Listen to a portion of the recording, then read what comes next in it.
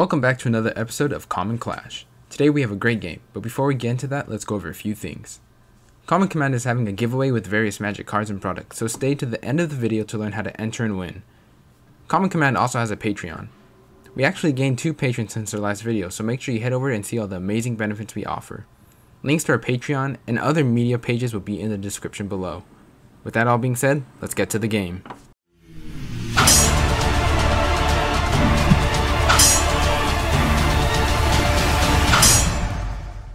Alright, let's meet the players.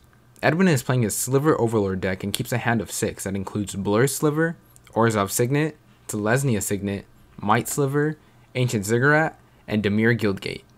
Next we have Beto, and he has brought Kambal, Console of Allocation. His hand includes an Arcane Signet, Dawn of Hope, Sorin Vengeful Blood, Manavolt, Thalia Heretic Cathar, Forsaken Sanctuary, and a Swamp. Today I'm trying out my newly built Ghidorah King of the Cosmos, which is the Godzilla card of Aluna Apex of Wishes. I keep a hand of Paradise Druid, Cura, Behemoth Beckoner, Rhythm of the Wild, Ilharg the Razeboar, a Mountain, and 2 Forests. Lastly, we have Mark piling Aminatou the Fate Shifter. His hand has a Eerie Interlude, Fairy Seer, Elite Guard Mage, Mystic Remora, Cyclonic Rift, Secluded Step, and an Island. Now that we've met the players, let's clash. Edwin starts the game by trying to decline to draw and plays a tap Dimir Guildgate. He passes to Beto. Common Command to heart, dude. Over here using Guildgates. Beto draws and plays a tap Forsaken Sanctuary and passes. I draw and I rip a Gilded Goose off the top, playing it for turn, making a food token, and passing. Gilded Goose! Oh, shit. I make a... Mark draw and he plays an island. He then casts a turn 1 Mystic Remora and passes as I switch up my food token. Edwin draws and butterfingers his cards as he plays his forest. He taps 2 and casts an Orzhov Signet, giving Mark a card from the Remora trigger. Beto draws and drops a swamp, and then he casts a Secret Lair Blitter Blossom. He passes as Mark draws from the enchantment and he searches for the matching tokens. I draw and play a mountain for turn. I then cast a Paradise Druid. After seeing Mark's card advantage this game, I decide to swing my Gilded Goose at him. I then pass. Mark starts his turn and pays the cumulative upkeep cost for the Mystic Remora and draws as I explain the mutate mechanic, because this group has been living under a rock since Theros. Mark then plays a Hallowed Fountain, paying the 2 life to have it come in untapped and cast a Fairy Seer Scrying 2. He passes to Edwin. Edwin starts turn 3 by drawing and playing a forest. He spends 2 mana to cast another Signet, Telesnia Signet, and passes after Mark draws. On his turn, Beto loses 1 life and makes a Flying Fairy Rogue. He draws and plays a tap land, gaining him 1 life. He then casts an Arcane Signet, letting Mark draw yet another card. However, that 1 card isn't enough as he casts a Manavolt, giving Mark yet another card. He then passes and I go for my card draw. I play a mountain for turn and I cast an Animar Soul of Elements, passing the turn. I don't want Animar. On Mark's upkeep, he lets Remora go to the graveyard as Beto begins to show signs of Misrona. 2, 3, 4, 5 cards. Bro, chill! Mark then tries to talk, but I'm not letting him make my rendering take longer than it needs to be. You guys seen where Bro, go bro. Okay, I'm sorry, I think. I see what, we see I'm thinking. He plays a Sea of the Synod for turn and passes with untapped lands. Edwin draws and plays an Ancient Ziggurat for his turn and proceeds to cast a Cloud Treader Sliver as Mark says this. And your pants. You can get Ronan through fart? Never mind, dude. Can you? No, is it? Beto loses another life on his upkeep and makes his fairy token. He then pays 2 for Felwar Stone and uses it to cast his commander Kambal. He passes the turn. I draw and drop a forest for turn. I pay 3 mana for a Rhythm of the Wild, losing 2 and Beto gaining 2 because of Kambal. I then cast a Cure, Behemoth Beckoner, and Beto forgets to remind me to lose 2 from his commander's trigger. I use the Planeswalker to untap my Gilded Goose and head to combat with Animar. And then I'm gonna swing 1 at Beto. Mark untaps and plays another island. He casts an Elite Guard Mage, gaining him 2 life and drawing a card. He passes the turn. Edwin starts turn 5 with a draw and a tap land I can't make out. He then casts a Might Sliver, pumping his board and passing. Beto loses another life from Bitter Blossom and draws for turn. Beto follows up with a Chrome Box. Fuck, dude. This is Common Command, not fucking Elite Command. Elite Jesus Command. Christ. This guy. Imprinting Thalia. This guy. and then casts a Necropotence and Dawn of Hope. Before moving to his end step, Beto pays 6 life for his Necropotence and then moves to his end step and puts the cards to his hand. I start my turn with a nasty turn 5 Soul Ring, losing 2 life from Kambal and Beto gains 2. I then tap mana, having to untap my Paradise Druid with Ghidorah for the double blue to cast Ghidorah for its mutate cost. Jesus Christ. And I have a cast trigger. God damn it. At least it's not your commander. So Animar will get +1/+1. Animar gets a +1/+1 counter as I mutate my commander over it. I then resolve my mutate trigger, revealing an Embercleave and putting it onto the battlefield. When it enters, I have it equipped to my 7/7 Ghidorah, making it an 8/8 with double strike, trample, and flying with protection from black and white, also known as Beto's whole deck. I swing 16 commander damage at Beto, taking him down to 19. Feeling really good about my turn, I hand it over to Mark. Mark draws and This sucks, dude. he plays a Baron Moore for turn and passes it right over. Edwin draws for turn and plays a Vault of Archangel. Mark then explains how he forgot to play a spell on his turn, and since Edwin didn't cast anything, we let him cast it. He then drops a counterbalance on us, losing 2 life and giving Beto 2 life, and making us regret having pity on the fool. Edwin then casts his commander Sliver Queen and passes to Beto. Beto starts his turn and The Infinity Gauntlet of... Oh, wait, hold on. I only got 4. You thought, This dude. guy. Shut up. This guy. This is all they got, though. he loses a life as he makes his final Fairy Rogue and draws a card like a madman since he has Necropotence, but he quickly puts it back. Mark then confronts me about the quality of my chairs. Dude, one of these days I want to come over and just send these fucking... Like, it's so annoying. Beto plays an Exotic Orchid as his land for turn as I still try to explain Mutate to Mark. Beto then plays a Read the Bones and Mark decides to reveal the top card of his library from Counterbalance. Beto forgets to lose his 2 life from the spell, but it doesn't make too much of a difference. He then casts a Blind Obedience and follows up with a Sorin, taking him up, giving his creatures lifelink and pinging my Paradise Druid. Beto then moves to combat and swings out at my Planeswalker with Kambal and his 4 fairy tokens. I decide to block his Kambal with my Gilded Goose and have it live at 1 loyalty counter while Beto gains 6 life. Beto then does this. I'll take 24 life. Okay, go to what? 1, 2, 3, 4, 5, 6, Kill 7, him, Mark. 8, 9, I 10, could. 11, 12, 13, 14, 15, You sure you were at 24? 17, 18, 19, For one? 20, 21, 22, 23, 24, 25. No, 24. 20. Yeah. He moves to his end step at 1 life as he digs through his cards. I start my turn with a draw and cast a Wild Bonder for 1 less because of my commander's Anima Ghidorah, which also gives it a second counter on cast. I also draw a card from the ETB.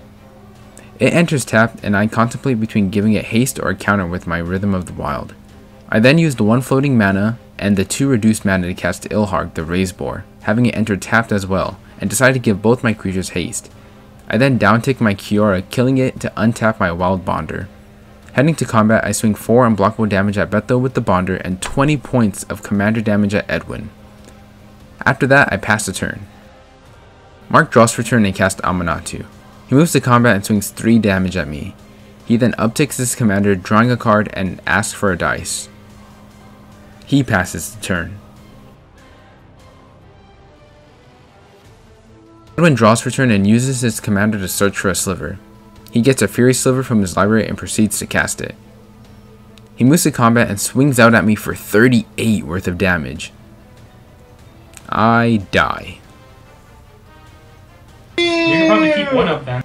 Mark untaps for turn and hits a Miracle Devastation Tide from the top of his deck. He wipes the board and plays a land. He casts his commander Aminatou and upticks it, drawing a card and putting a card on top of his library. He finishes with the Veerseer scrying 2 and passes the turn. Edwin starts his turn by casting Cloud Shredder Sliver followed by a Might Sliver. Moving to combat, he swings both his creatures at Mark's Planeswalker. Mark blocks the Might Sliver, bringing Aminatou to 1 loyalty. Mark draws and casts his Counterbalance. He adds a loyalty counter to Aminatou, drawing a card and putting 1 back on top. He plays a Bounce Land as his land for turn and puts another land to hand. He ends his turn with the Panharmonicon. Edwin draws for turn and Counterbalance messes with his head. I feel like you put a 5/5 up there to counter my commander. I might have. So He casts his Cloud Shredder Sliver and moves to combat. He swings 18 damage at Mark and 1 Sliver at his commander to take it out. Mark draws for turn and casts an Azorius Signet followed by a Supreme Verdict. He then casts a Spellseeker, getting an extra EBT from the Panharmonicon and searches for 2 instants or sorceries. He puts Swords to Plowshare and Counterspell to his hand. He then passes to Edwin. Edwin draws and casts both signets that were sent back to his hand. Mark tries to counter them with Counterbalance but reveals a Brainstorm. Edwin then casts Blur Sliver and proceeds to move to combat, swinging 2 at Mark.